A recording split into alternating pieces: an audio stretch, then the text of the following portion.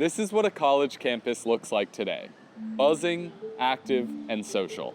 Students are out and about, sharing food, and chatting between classes. But over the course of the next 15 years, many colleges could begin to look a lot more like this.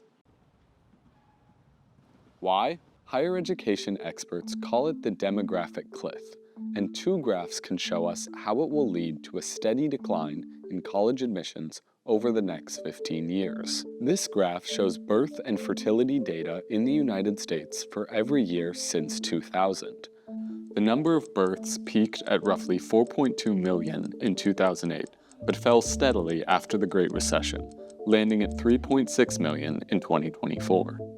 According to the Western Interstate Commission for Higher Education, 388,000 fewer high schoolers will graduate in 2041 alone than in 2023, a 10% drop. Or think about it this way. That is the equivalent of 52 LMU-sized universities being wiped off the map. I would argue a lot of colleges were of the opinion well, the demographic cliff is coming, but it won't affect us, right? We're going to grow our way out of this. And at the turn of COVID, you really saw, I think, a lot of colleges come to realize, oh, we're not going to grow our way out of this. This is the new normal. That was Dan Bauman. He's a staff reporter at the Chronicle of Higher Education, and he's written a lot about the demographic cliff.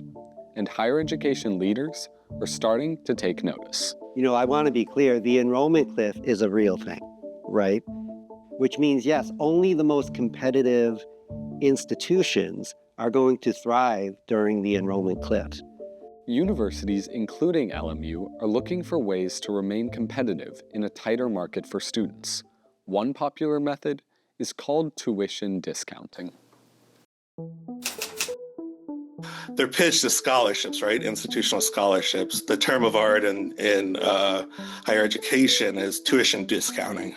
It costs $50,000 to go here, right? That's the sticker price. You're so special. We think you're so great.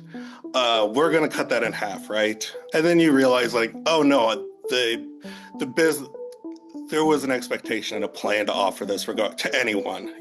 The Loyolans scheduled an interview with Thomas Gudo, Associate Vice Provost of Undergraduate Enrollment, for noon on Tuesday, April 22nd. Following this, LMU Marketing and Communications requested that the Loyolan instead provide questions in writing for Gudo to answer over email. LMU, like many tuition-dependent institutions, engages in tuition discounting to reward academic excellence, promote access to education, and attract and accommodate students. 90% of incoming freshmen receive grant or scholarship aid. LMU's tuition continues to increase every academic year, although its average merit-based scholarship package has changed little. According to Gudo, LMU is taking a clear-eyed look at its priorities and adapting its financial planning accordingly. The demographic cliff is not going away. Rather, its effects will only become more apparent with every passing academic year. A lot of this can be traced back to just the fact that the economic model, I should say, has, since World War II, benefited greatly from the idea that there was always an expanding pool of students to draw from. As that changes now, we're now seeing that those sorts of pressures come to bear on these things that a lot of people hold dear about the way college is done in America.